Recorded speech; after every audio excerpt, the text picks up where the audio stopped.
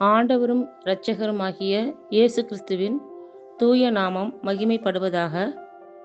மத்தேயு எழுதிய சுவிசேஷம் 23ஆம் அதிகாரத்திலுள்ள வசனங்களுக்கான விளக்க உரையை பல்வேறு தலைப்புகளில் நாம் இப்பொழுது சிந்திக்க இருக்கிறோம். மறைநூல் அறிஞர் பரிசேயர் கண்டிக்கப்படுதல். பின்பு இயேசு மக்கள் கூட்டத்தையும் தம் சீடரையும் பார்த்து கூறியது: மறைநூல் அறிஞரும் பரிசேயரும் மோசேயின் அதிகாரத்தை கொண்டிருக்கின்றனர். ஆகவே அவர்கள் என்னென்ன செய்யும்படி உங்களிடம் கூறுகிறார்களோ அவற்றையெல்லாம் கடைபிடித்து நடந்து வாருங்கள். ஆனால் அவர்கள் செய்வது போல நீங்கள் செய்யாதீர்கள். ஏனெனில் அவர்கள் சொல்வார்கள், செய்வதில்லை. சுமத்தற்கரிய வலுவான சுமைகளை கட்டி மக்களின் தோளில் அவர்கள் வைக்கிறார்கள். ஆனால் அவர்கள் தங்கள் விரலால் அவற்றை அசைக்கக்கூட முன்வர மாட்டார்கள். தாங்கள் செய்வதெல்லாம் மக்கள் பார்க்க வேண்டுமென்றே அவர்கள் செய்கிறார்கள்.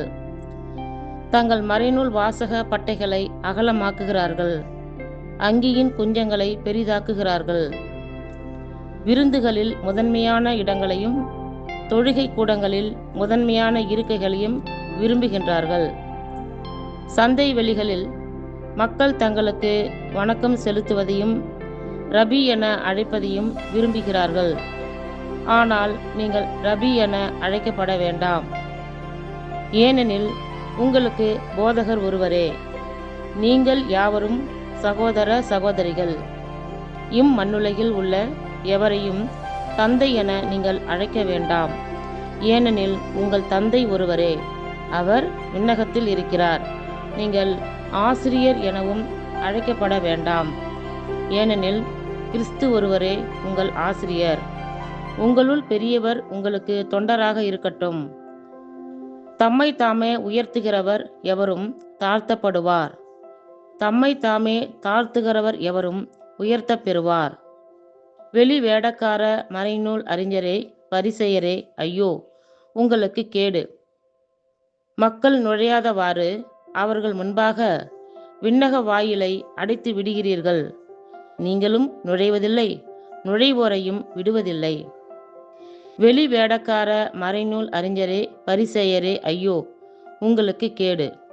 ஒருவரை உங்கள் சமயத்தில் சேர்ப்பதற்கு நாடு என்றும் கடல் என்றும் பாராது சுற்றி அலைகின்றீர்கள்.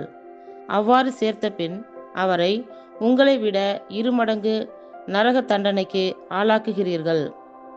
குருட்டு வழிகாட்டிகளே, ஐயோ, உங்களுக்கு கேடு! யாரேனும் கோயிலின் மீது ஆணையிட்டால் ஒன்றுமில்லை. ஆனால் அவர் கோயிலின் பொன் மீது ஆணையிட்டால் அதை நிறைவேற்ற கடமைப்பட்டவர் என்கிறீர்கள். மூடரே, குருடரே, எது சிறந்தது? பொன்னை புனிதமாக்கும் கோயிலா? யாரேனும் பலிபீடத்தின் மீது ஆணையிட்டால் ஒன்றுமில்லை. ஆனால் அவர் அதில் படைக்கப்பட்ட காணிக்கையின் மீது ஆணையிட்டால் அதை நிறைவேற்ற கடமைப்பட்டவர் என்கிறீர்கள்.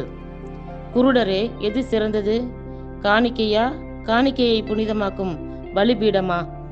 எனவே பலிபீடத்தின் மீது ஆணையிடுகிறவர் அதன் மீதும் அதன் மேலுள்ள அனைத்தின் மீதும் ஆணையிடுகிறார். கோயிலின் மீது ஆணையிடுகிறவர் அதன் மீதும் அதில் குடிகொண்டிருக்கிறவர் மீதும் ஆணையிடுகிறார். வானத்தின் மீது ஆணையிடுகிறவர் கடவுளின் அரியணை மீதும் அதில் வீற்றிருக்கிறவர் மீதும் ஆணையிடுகிறார். வெளி வேடக்கார மறைநூல் அறிஞரே, பரிசேயரே, ஐயோ, உங்களுக்கு கேடு!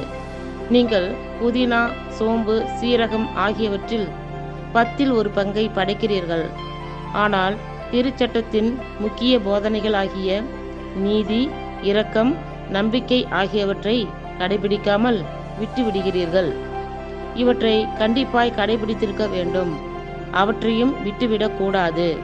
குருட்டு வழிகாட்டிகளே, கொசுவை வடிகட்டி ஒட்டகத்தை விழுங்குகிறீர்கள். வெளி வேடக்கார மறைநூல் அறிஞரே, பரிசேயரே, ஐயோ, உங்களுக்கு கேடு! ஏனெனில் நீங்கள் கிண்ணத்தையும் தட்டையும் வெளிப்புறத்தில் தூய்மையாக்குகிறீர்கள். உட்புறத்திலோ அவை கொள்ளை பொருள்களாலும் தன்னல விருப்புகளாலும் நிறைந்துள்ளன. குருட்டு பரிசேயரே, முதலில் கிண்ணத்தின் உட்புறத்தை தூய்மையாக்குங்கள். அப்பொழுது வெளிப்புறமும் தூய்மையாகும். வெளி வேடக்கார மறைநூல் அறிஞரே, பரிசேயரே, ஐயோ, உங்களுக்கு கேடு. ஏனெனில் நீங்கள் வெள்ளையடித்த கல்லறைகளுக்கு ஒப்பானவர்கள். அவை புறம்பே அழகாக தோற்றமளிக்கின்றன, அவற்றின் உள்ளேயோ இறந்தவர்களின் எலும்புகளும் எல்லா வகையான அழுக்குகளும் நிறைந்திருக்கின்றன.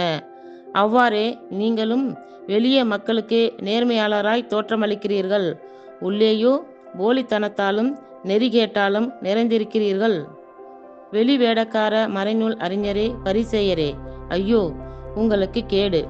ஏனெனில் நீங்கள் இறை வாக்கினர்களின் கல்லறைகளை கட்டுகிறீர்கள், நேர்மையாளரின் நினைவுச் சின்னங்களை அழகுபடுத்துகிறீர்கள்.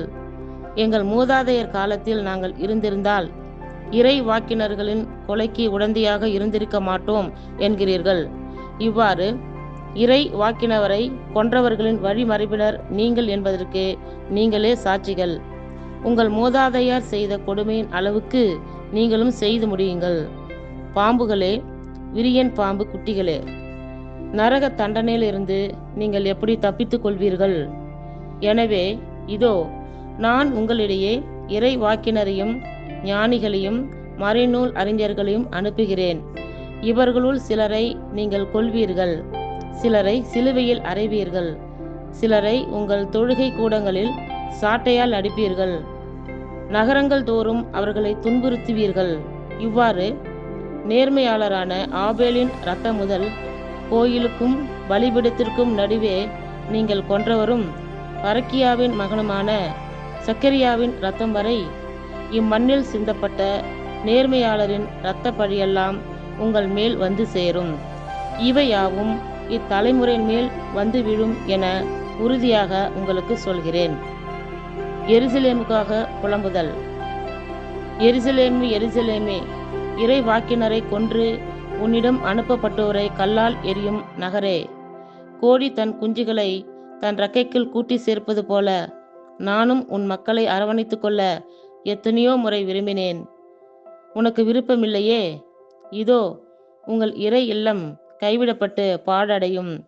எனவே இது முதல் ஆண்டவரின் பெயரால் வருபவர் ஆசி பெற்றவர் என நீங்கள் கூறும் வரை என்னை காண மாட்டீர்கள் என நான் உங்களுக்கு சொல்கிறேன். இத்துடன் 23ஆம் அதிகாரத்திற்கான வசனங்கள் நிறைவுற்றிற்று. கர்த்தர் தாமே நாம் எல்லோரையும் ஆசீர்வதிப்பாராக. ஆமேன்.